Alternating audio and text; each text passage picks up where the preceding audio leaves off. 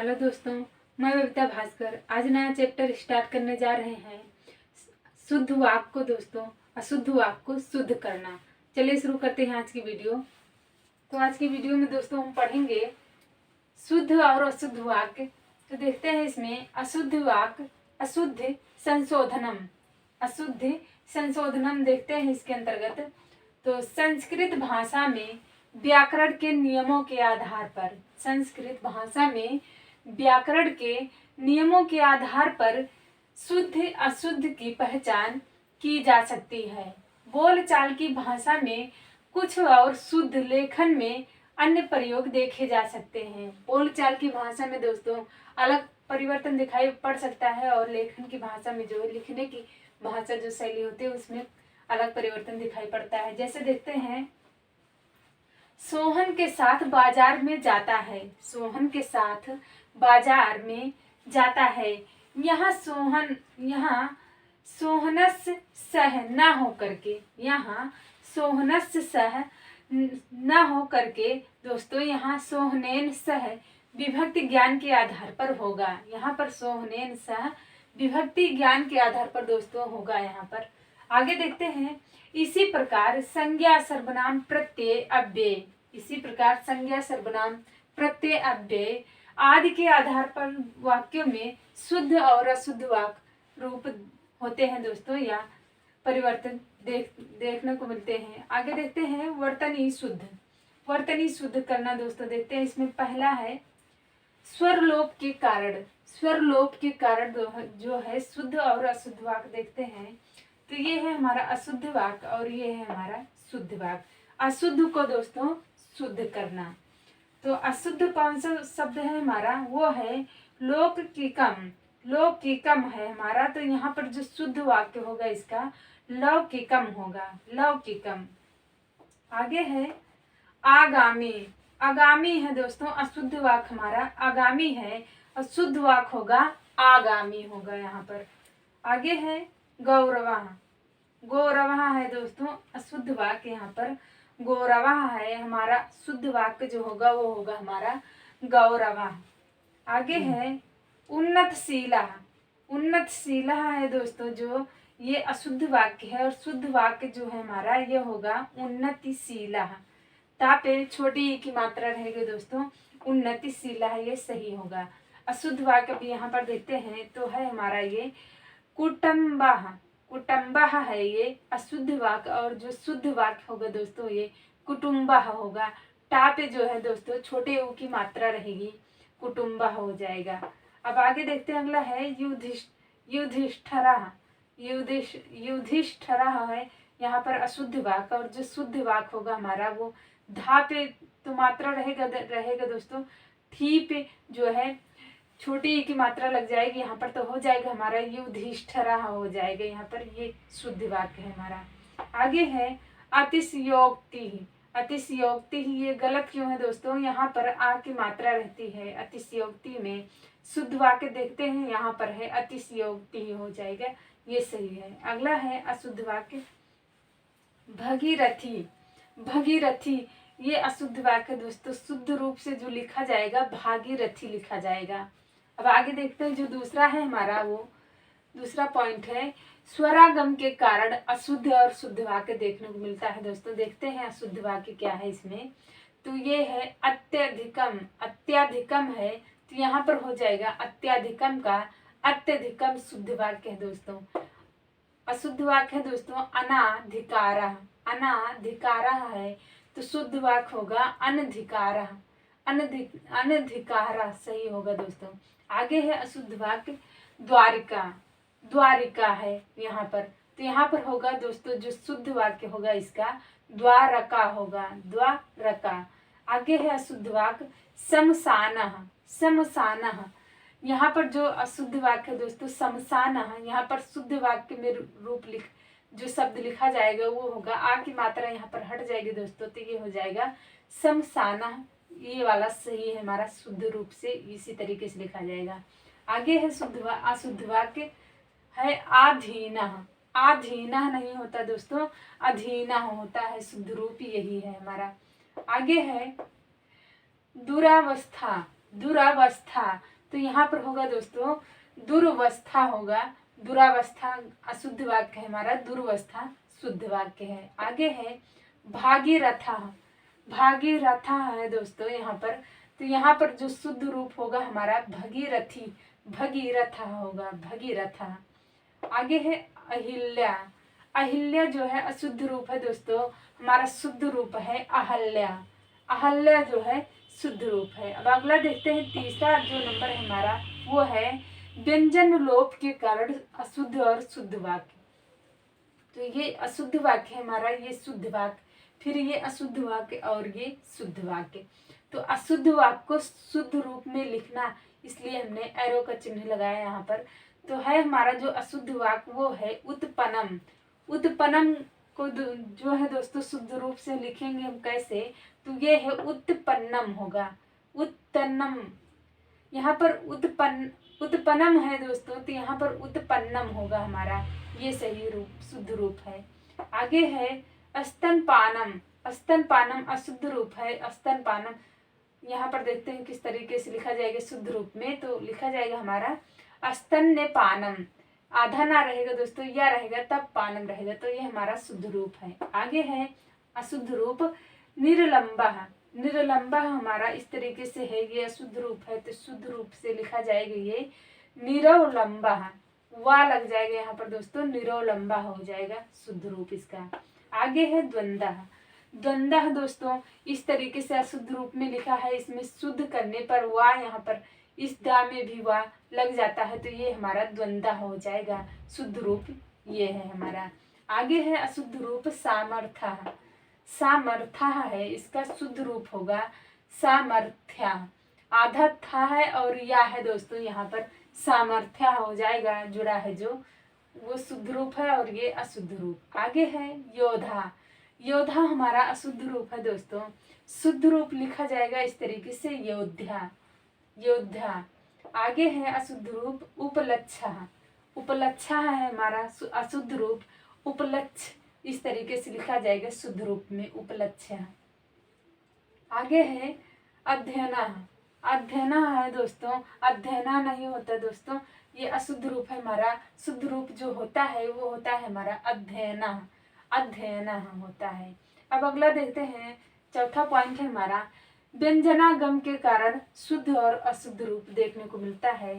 तो व्यंजनागम के कारण देखते हैं, तो अशुद्ध रूप ये है हमारा दोस्तों और शुद्ध रूप ये है।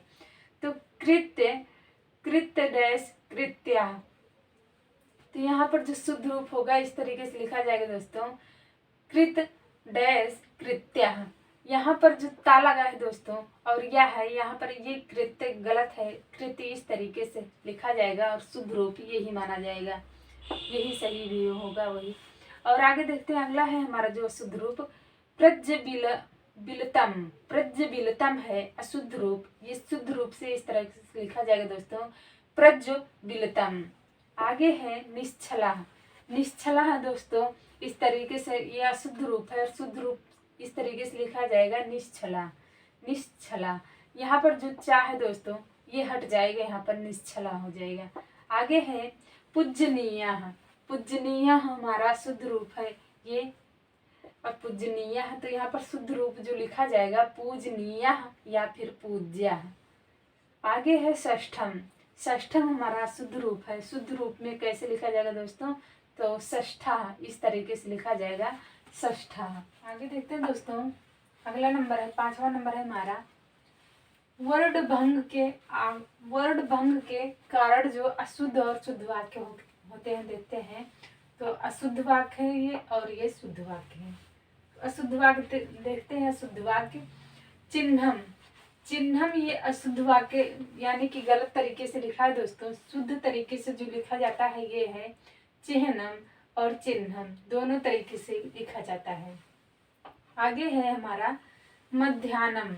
मध्याह्नम ये अशुद्ध वाक्य में है और शुद्ध वाक्य में है मध्याह्नम। मध्याह्नम दोनों तरीके से लिखा जाएगा दोस्तों। और आगे देखते हैं शुद्ध वाक्य आह्लादा। आह्लादा, आह्लादा यहाँ पे लिखा है शुद्ध वाक्य और शुद्ध वाक्य है आह्लादा, आह्लादा। आगे है अशुद्ध वाक्य अतिथि। यहाँ पर जो अशुद्ध वाक्य लिखा है अतिथि ही लिखा है दोस्तों। यहाँ पर है जो शुद्ध वाक्य में अतिथि लिखा है। यहाँ पर था पहले लिखा है, यहाँ पर बाद में, तो सही शुद्ध यही लिखा है, अतिथि होगा, अतिथि ही नहीं होगा दोस्तों। आगे देखते हैं उपसर्ग विसर्ग हलंत संबंधी अशुद्धियाँ। तो इसमें देखते हैं अशुद्ध वाक्य, ये शुद्ध वाक्य है। तो उदंडा, उदंडा लिखा है शुद्ध वाक्य में। शुद्ध वाक्य में जो लिखा जाएगा दोस्तों वो लिखा जाएगा उदंडा। इस तरीके से डबल डा रहेगा यहाँ पे। आगे है उज्ज्वला। उज्ज्वला अशुद्ध वाक्य में इस तरीके से लिखा है दोस्तों, शुद्ध वाक्य में उज्ज्वला है, इस तरीके से लिखा जाएगा। आगे है परीक्षा। परीक्षा यहाँ पर अशुद्ध वाक्य में, और शुद्ध वाक्य में परीक्षा इस तरीके से लिखा जाएगा दोस्तों। आगे है शुद्ध वाक्य में सन्यासी। तो शुद्ध वाक्य में दोस्तों सन्यासी इस तरीके से लिखा जाएगा और सन्यासी इस तरीके, दोनों तरीके से लिखा जाएगा, इसलिए हमने दोनों तरीके से लिख दिया है। अशुद्ध वाक्य देखते हैं इसमें सविनय पूर्वकम। सविनय पूर्वकम हो, यहाँ पर अशुद्ध वाक्य में है दोस्तों, शुद्ध वाक्य में होगा सविनयम। आगे है दुखम। दुखम है दोस्तों, तो शुद्ध वाक्य में दुखम इस तरीके से लिखा जाएगा दोस्तों। अशुद्ध वाक्य में है निरीक्षणम। निरीक्षणम है दोस्तों, निरीक्षणम अशुद्ध वाक्य में इस तरीके से, शुद्ध वाक्य में है निरीक्षणम इस तरीके से लिखा जाएगा। आगे है निश्वासा। निश्वासा यहाँ पर अशुद्ध वाक्य में, शुद्ध वाक्य में इस तरीके से लिखा जाएगा दोस्तों निश्वासा और निश्वासा, इस दोनों तरीके से लिखा जाएगा। आगे है अगला नंबर प्रत्यय संबंधी अशुद्धियाँ। प्रत्यय संबंधी अशुद्धियों के अंतर्गत देखते हैं तो ये है हमारा अशुद्ध वाक्य और ये है शुद्ध वाक्य, और ये है अशुद्ध और ये है शुद्ध। तो अशुद्ध वाक्य में है लब्ध प्रतिष्ठित। लब्ध प्रतिष्ठित है दोस्तों, तो इस तरीके से शुद्ध वाक्य में लिखा जाएगा लब्ध डैश प्रतिष्ठा। आगे है बाहुल्यतया। बाहुल्यतया इस तरीके से है अशुद्ध वाक्य में, शुद्ध वाक्य में होगा बाहुल्य। आगे है आवश्यकीय। आवश्यकीय है दोस्तों, इस तरीके से लिखा गया है अशुद्ध वाक्य में, और शुद्ध वाक्य में होगा आवश्यका। आवश्यका होगा। आगे है आकर्षिता। आकर्षिता अशुद्ध वाक्य में लिखा है दोस्तों, शुद्ध वाक्य में इस तरीके से लिखा जाएगा आकृष्टता। आकृष्टा यहाँ पर है आकर्षिता है, यहाँ पर आकृष्टा हो जाएगा दोस्तों। अब देखते हैं इसमें आगे है अशुद्ध वाक्य भूगोलिका। भूगोलिका, तो यहाँ पर होगा जो शुद्ध रूप होगा इसका भौगोलिका होगा। अशुद्ध रूप है दोस्तों, अशुद्ध वाक्य है औदार्यता। औदार्यता इस तरीके से लिखा है तो औदार्यता, औदार्य है इस तरीके से लिखा जाएगा दोस्तों। यहाँ पर औदार्यता है, यहाँ पर औदार्य हो जाएगा। आगे है अशुद्ध वाक्य एकांतिक। एकांतिक है तो यहाँ पर होगा दोस्तों शुद्ध रूप में एकांतिका। आगे है अशुद्ध रूप में दोस्तों महत्वम। महत्वम इस तरीके से लिखा गया है, और यहाँ पर होगा जो शुद्ध रूप इसका महत्वम। आधा ताल और लगा है दोस्तों, इसलिए यहाँ पर नहीं लगा, यहाँ पर लगा, यही अंतर है दोनों में। महत्वम इस तरीके से शुद्ध रूप में लिखा जाएगा। आगे देखते हैं अगला है हमारा लिंग संबंधी अशुद्धियाँ। लिंग संबंधी अशुद्धियों के अंतर्गत देखते हैं कुछ शब्द पुल्लिंग व नपुंसक लिंग में प्रयुक्त होते हैं। कुछ शब्द पुल्लिंग व नपुंसक लिंग में प्रयुक्त होते हैं दोस्तों। देखते हैं जैसे यहाँ पर है सूत्रा। सूत्रा का हो जाएगा दोस्तों सूत्रम। पात्रा, पात्रा का हो जाएगा दोस्तों पात्रम। साका, साका का हो दोस्तों साकम। ध्वजा, ध्वजा का होगा ध्वजम। चस्का का होगा चस्कम। यहाँ पर होगा देहा, देहा का होगा देहम। पीठा का होगा दोस्तों पीठम। तीर्था का होगा दोस्तों तीर्थम। दिवसा का होगा दिवसम, और मोदका का होगा दोस्तों मोदकम। तो ये पुल्लिंग व नपुंसक लिंग में प्रयुक्त होने वाले शब्द थे कुछ। आगे देखते हैं अगला है 9वां नंबर राग के स्थान पर त्रा का प्रयोग करने से अशुद्धियाँ। राग के स्थान पर त्रा का प्रयोग करने से दोस्तों अशुद्धियाँ जो होती हैं देखते हैं। तो अशुद्ध वाक्य ये है और शुद्ध ये है। तो अशुद्ध वाक्य देखते हैं तो ये है सहस्त्रा। सहस्त्रा है तो यहाँ पर जो शुद्ध वाक्य होगा हमारा सहस्त्रा इस तरीके से लिखा जाएगा। यहाँ पर आधा सा जो लिखा गया है दोस्तों, यहाँ पर डायरेक्ट त्रा में रा मिल गया है, यहाँ पर सहस्त्रा इस तरीके से लिखा जाएगा। यहाँ पर है शुद्ध वाक्य श्रोता, इस स्त्रोता है, तो यहाँ पर शुद्ध वाक्य होगा श्रोता। आगे है अजस्त्रा, अजस्त्रा है अशुद्ध वाक्य, यहाँ पर होगा अजस्त्रा इस तरीके से लिखा जाएगा, तो यहाँ पर होगा शुद्ध रूप इसका। आगे है अशुद्ध वाक्य त्रिस्त्रा, त्रिस्त्रा, यहाँ पर शुद्ध रूप होगा दोस्तों त्रिस्त्रा ही इस तरीके से लिखा जाएगा। आगे है यहाँ पर श्राव, स्त्राव, स्त्राव है दोस्तों, तो जो लिखा जाएगा शुद्ध रूप इसका श्रावः लिखा जाएगा। देखते हैं दोस्तों अगला है वचन संबंधी अशुद्धियां। वचन संबंधी अशुद्धियां क्या होती है देखते हैं। कुछ शब्द नियत बहुवचनांत होते हैं, अर्थात बहुवचन में ही प्रयोग कर सकते हैं, ना कि एक वचन में। यहाँ पर है शुद्ध वाक्य, यहाँ पर अशुद्ध, अशुद्ध और शुद्ध इसके अंतर्गत देखते हैं वो वाक्य जो है। आगे देखते हैं दोस्तों, यह शुद्ध वाक्य है और ये शुद्ध वाक्य है, ये शुद्ध वाक्य देखते हैं। इसमें जैसे हो गया प्रजा, प्रजा का होगा दोस्तों शुद्ध वाक्य में प्रजा होगा।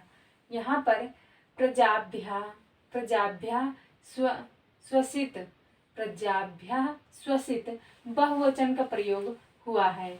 आगे देखते हैं वर्षा, वर्षा अशुद्ध शब्द है दोस्तों, और यहाँ पर शुद्ध होगा हमारा वर्षा।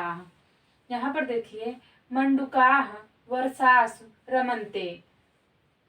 आगे है दारा, दारा अशुद्ध शब्द है दोस्तों, शुद्ध शब्द है हमारा दारा। तो यहाँ पर होगा जो रामस्य दारा सीता, रामस्य दारा सीता, ये वाक्य था दोस्तों। अब आगे देखते हैं इन शब्दों की विभक्ति रूप केवल, इन शब्दों के विभक्ति रूप केवल दोस्तों बहुवचन में ही प्रयोग कर सकते हैं। कुछ शब्द नियत द्विवचन में भी प्रयोग होते हैं। कुछ शब्द है दोस्तों जो बहुवचन में ही हमेशा प्रयोग होते हैं। जैसे देखते हैं पाद, पाद का अर्थ दोस्तों दो पादों स्वतः, यानी कि पादों यानी कि अर्थ है इसका पैर। आगे है कर्ड, कर्ड द्वौ करड़ौ स्वतः, द्वौ करड़ौ स्वतः, इसका अर्थ जो शुद्ध रूप होगा दोस्तों करड़ौ। आगे है यहाँ पर शुद्ध अशुद्ध नहीं दोस्तों, इसमें द्विवचन में हमेशा जो प्रयोग होते हैं वो बताए गए हैं। बाहु, बाहु का अर्थ दोस्तों देखते हैं इसमें दो बाहु स्वतः, इसका अर्थ है बाहु, हमेशा जो प्रयोग होते हैं द्विवचन में। आगे है चरण यानी कि पैर, दो चरणों सतह यानी कि चरणों। अब आगे देखते हैं अगला है हमारा संधिगत अशुद्धियाँ। संधिगत अशुद्धियाँ जो हैं वो अशुद्ध है ये, और ये शुद्ध है हमारा। तो इसके अंतर्गत जो अशुद्धियाँ देखते हैं तो होगा हमारा यहाँ पर लघुतरः, लघुतरः है दोस्तों अशुद्ध वाक्य लघुतरः। तो यहाँ पर होगा जो शुद्ध वाक्य हमारा लघुतरः होगा, लघुतरः होगा।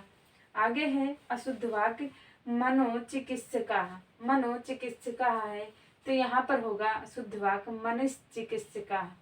ये ऐसा इस तरीके से लिखा जाएगा दोस्तों जो शुद्ध रूप है इसका। आगे है अशुद्ध वाक्य शरदो उत्सवा, शरदो उत्सवा, तो यहाँ पर जो शुद्ध रूप होगा शरदु उत्सवा। यहाँ पर शरदो उत्सवा है, यहाँ पर शरदु उत्सवा है दोस्तों। आगे देखते हैं यहाँ पर निरोत्साह, निरोत्साह जो है अशुद्ध शब्द है, यहाँ पर जो शुद्ध रूप है ये है निरुत्साह होगा, निरुत्साह। आगे है अशुद्ध शब्द पयोपानम, पयोपानम है, तो यहाँ पर जो शुद्ध रूप होगा इसका पयः पानम होगा। यहाँ पर है अशुद्ध रूप एकयो, एकयो अशुद्ध रूप है दोस्तों, यहाँ पर शुद्ध रूप जो होगा एक एव होगा। आगे है स्वच्छंदा, स्वच्छंदा हमारा अशुद्ध रूप है, जो शुद्ध रूप होगा दोस्तों ये है स्वच्छंदा, उस तरीके से लिखा जाएगा। आगे है निरोगः, निरोग, निरोगः दोस्तों इस तरीके से बड़ी की मात्रा रहेगी निरोगः, वो सही है हमारा शुद्ध रूप वो है। आगे है रविंद्रा, रविंद्रा का शुद्ध रूप है दोस्तों रवि इंद्रा, रवि इंद्रा, ये हमारा ये अशुद्ध रूप है और ये शुद्ध रूप है। अब आगे देखते हैं अगला है जो हमारा समास संबंधी अशुद्धियाँ। समास संबंधी अशुद्धियाँ देखते हैं इसमें तो महोरात्रि, महोरात्रि का दोस्तों महोरात्रम होगा। पिता भक्ति, पिता भक्ति है जो है दोस्तों, ये अशुद्ध रूप, ये शुद्ध रूप है तो पितृ भक्ति ही होगा। जगत जननी है दोस्तों, तो यहाँ पर जग जननी लिखा जाएगा, जग ननी हो जाएगा हमारा, जग जग जग जज्जननी हो जाएगा, जग जज्जननी हो जाएगा यहाँ पर जगत जननी का।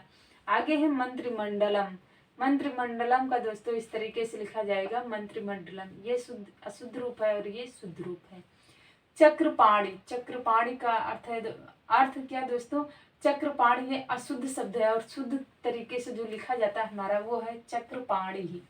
आगे है अशुद्ध शब्द स्वामी भक्ता, स्वामी भक्ता, तो यहाँ पर स्वामी भक्ता होगा दोस्तों शुद्ध रूप उसका।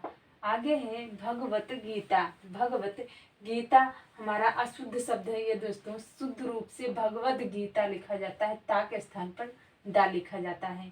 आगे है दंपति, दंपति का, दंपति जो है अशुद्ध शब्द दोस्तों, इसका शुद्ध रूप होगा दंपति ही, दंपति ही होगा। अब आगे देखते हैं वाक्य शुद्धि, वाक्य शुद्धि देखते हैं इसके अंतर्गत कारक विभक्तियों पर आधारित वाक्य शुद्धि देखते हैं हम। तो यहाँ पर है द्वितीय विभक्ति के अंतर्गत देखते हैं, ये वाक्य है द्वितीय विभक्ति के अंतर्गत और ये शुद्ध वाक्य है। यहाँ पर जो अशुद्ध वाक्य लिखे हैं और इसको शुद्ध करके यहाँ पर लिखे गए हैं। तो पहला देखते हैं इसमें छात्राः विद्यालये गच्छति, छात्राः विद्यालये गच्छति, ये अशुद्ध वाक्य है हमारा दोस्तों, सेंटेंस हमारा गलत है। तो इस तरह सही तरीके से जो लिखा गया है छात्राः विद्यालयं गच्छति, इस तरीके से सही रूप होगा इसका। दूसरा है हमारा अहम पुष्पाणि पश्यामि, अहम पुष्पाणि पश्यामि है दोस्तों, तो यहाँ पर ये अशुद्ध रूप है हमारा, शुद्ध रूप है ये अहम पुष्पाणि पश्यामि।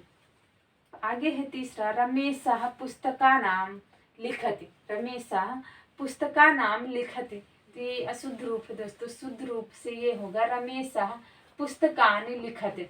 आगे है तृतीय विभक्ति में देखते हैं शुद्ध वाक्य और अशुद्ध वाक्य। तो तृतीय विभक्ति में ये अशुद्ध वाक्य है और शुद्ध वाक्य यहाँ पर लिखा गया है। तो पहला है इसमें आवाम कंदुकाय, आवाम कंदुकाय क्रीडावः, आवाम कंदुकाय क्रीडावः का दोस्तों शुद्ध रूप, शुद्ध तरीके से जो सेंटेंस लिखा गया है यहाँ पर है आवाम कंदुकेन क्रीडावः। दूसरा है इसमें अशुद्ध सेंटेंस जो है सह मुखे, सह मुखे भोजनम करोति, यहाँ पर जो सही तरीके से जो सेंटेंस लिखा गया है वो है सह मुखेन भोजनम करोति। आगे देखते हैं दोस्तों चतुर्थी विभक्ति शुद्ध वाक्य, चतुर्थी विभक्ति इधर अशुद्ध वाक्य है हमारा, इधर शुद्ध वाक्य है। तो पहला देखते हैं इसमें राजा, राजा विप्र गाम ददाति, राजा विप्र गाम ददाति का होगा शुद्ध वाक्य जो दोस्तों वो होगा राजा विप्राय गाम ददाति होगा। दूसरा है हमारा शुद्ध वाक्य बालकम दुग्धम रोचते, बालकम दुग्धम रोचते, इसका शुद्ध वाक्य जो होगा दोस्तों वो होगा बालकाय दुग्धम रोचते। तीसरा है हमारा इसमें कंसम, कंसम कृष्णा आलम, कंसम कृष्णा अलम होगा, ये अलम है दोस्तों, ये हमारा शुद्ध वाक्य है और जो शुद्ध वाक्य होगा ये कंसाय कृष्णा अलम होगा, कंसाय कृष्णा अलम होगा। आगे है पंचमी विभक्ति अशुद्ध वाक्य देखते हैं और इधर शुद्ध वाक्य है। तो पहला है इसमें पंचमी विभक्ति में पहला वृक्ष फलम पतति, वृक्ष फलम पतति, तो इसमें शुद्ध वाक्य है जो दोस्तों वो वृक्षात फलम पतति होगा। दूसरा है इसमें सह ग्रामम, सह ग्रामम आग्राम गच्छति, सह ग्रामम आग्राम गच्छति, ये अशुद्ध वाक्य है दोस्तों, शुद्ध वाक्य होगा इसका सह ग्रामात आग्राम गच्छति। तीसरा है हमारा हिमालयम गंगा प्रभवति, हिमालयम गंगा प्रभवति, ये शुद्ध वाक्य है हमारा, शुद्ध वाक्य होगा इसका हिमालयात, हिमालयात गंगा प्रभवति।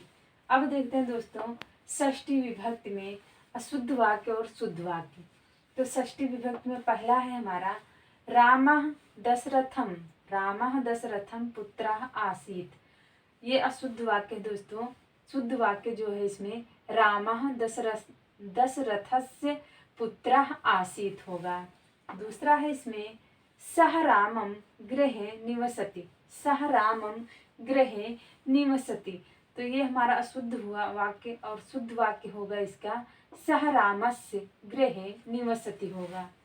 तीसरा है हमारा इसमें बालकः पिता स्मरति, बालकः पिता स्मरति का शुद्ध रूप होगा दोस्तों, शुद्ध वाक्य होगा बालकः पितुः स्मरति।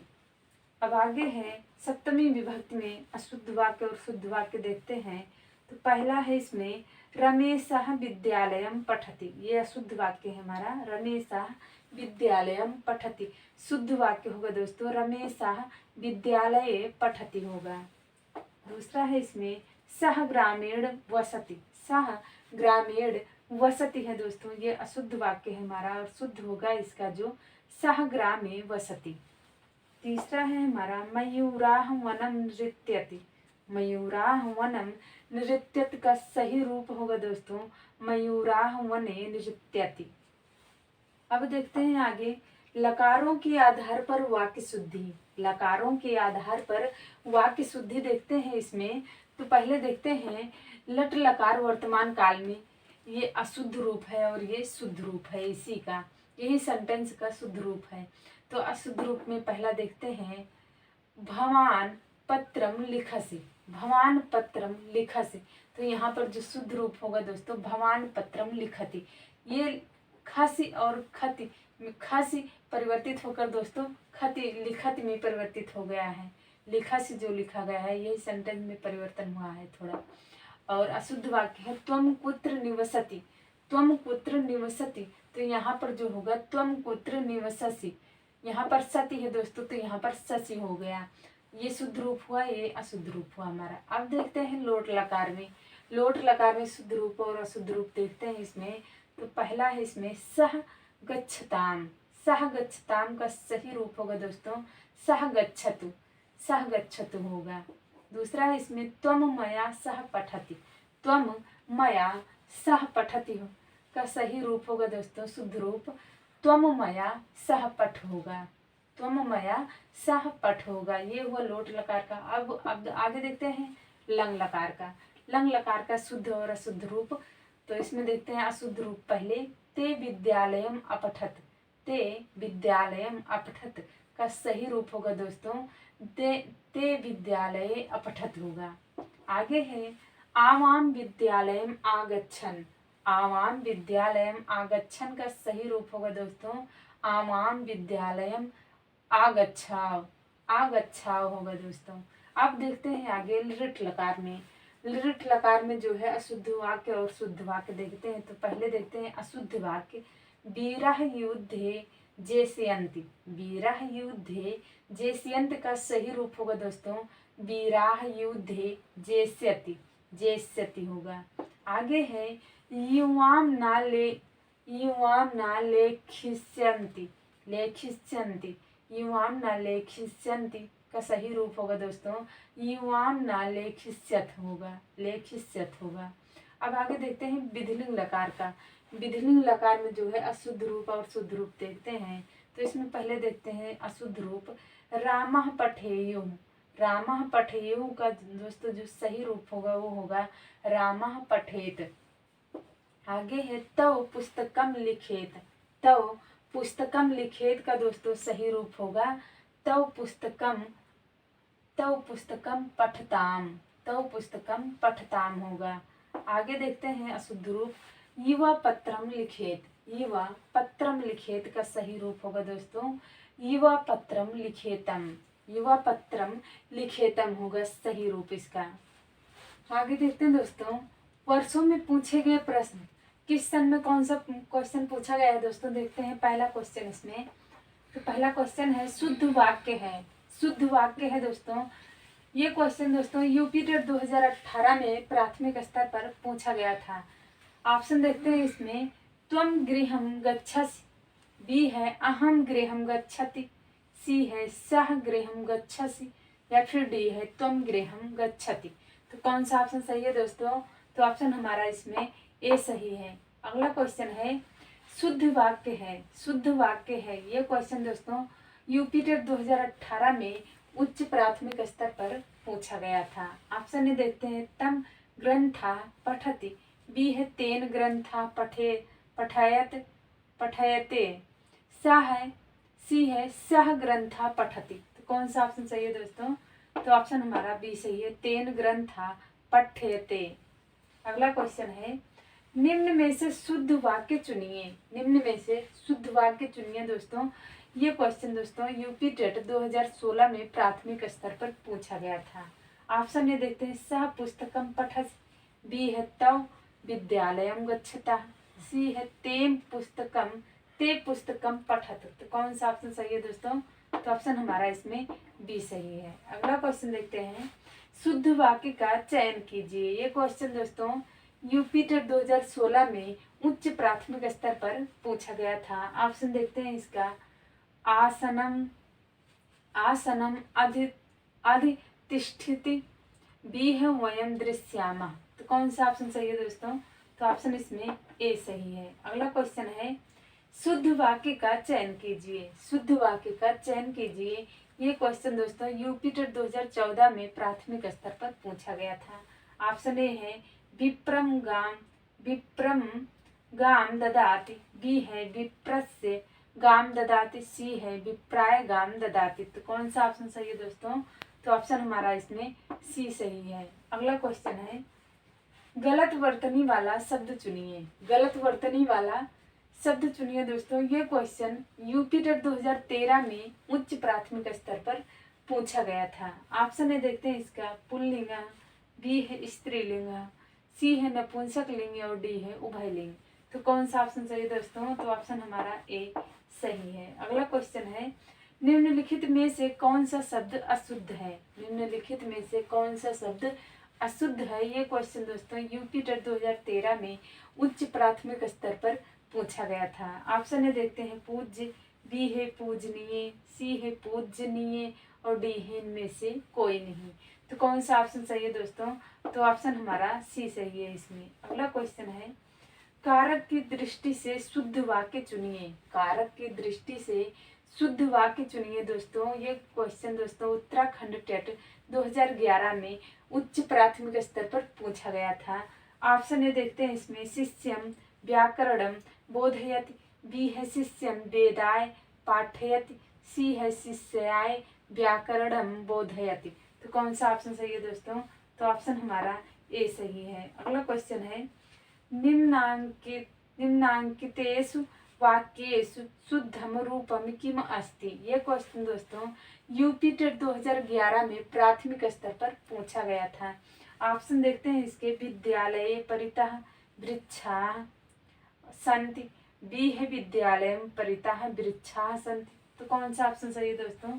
तो ऑप्शन हमारा बी सही है, विद्यालयं परितः वृक्षाः सन्ति। अगला क्वेश्चन है संस्कृत व्याकरण के अनुसार कौन सा रूप शुद्ध है, कौन सा रूप शुद्ध है दोस्तों? ये डायरेक्ट हमने आंसर लिखा है, उपरयुक्त सही है, डायरेक्ट आंसर लिखा है उपरयुक्त सही है। ये क्वेश्चन दोस्तों यूपी टेट 2014 में भाषा स्पेशल पर पूछा गया क्वेश्चन है ये। तो दोस्तों आज की वीडियो हमारी यहीं पर समाप्त हुई और हिंदी में दोस्तों लगभग 1-2 चैप्टर और बचे हैं। इसके बाद हम साइंस पढ़ने वाले हैं टॉपिक वाइज। तो दोस्तों आज के लिए आप लोगों का बहुत बहुत धन्यवाद।